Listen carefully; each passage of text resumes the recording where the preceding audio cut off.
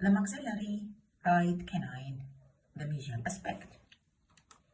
Firstly, we will start to draw the horizontal line and the vertical line, and A is the starting point.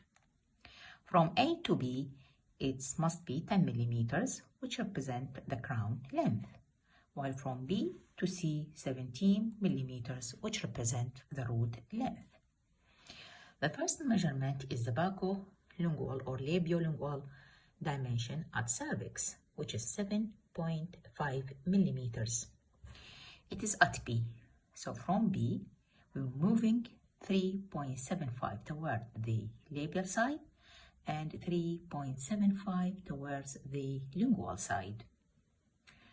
And by these points, we can draw the cervical line, but we need the third point. The third point here. It must be 2.5 millimeters away from B.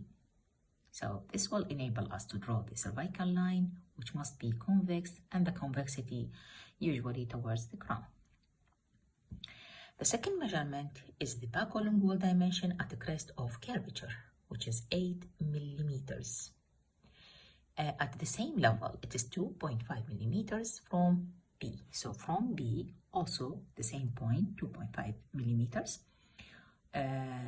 We must move 4 millimeters towards the labial side and 4 millimeters toward the lingual side.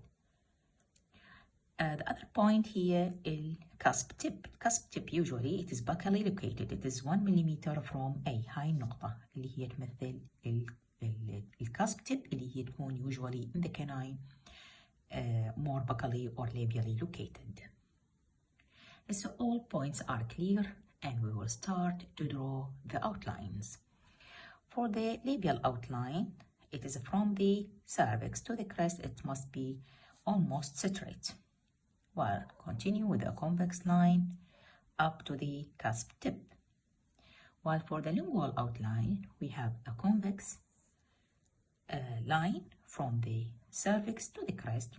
Continue in this convexity or rounded outline through the cervical third. يعني نستمر بهذا الأوتلاين بس يكون الماكسيمم crest of curvature at this point.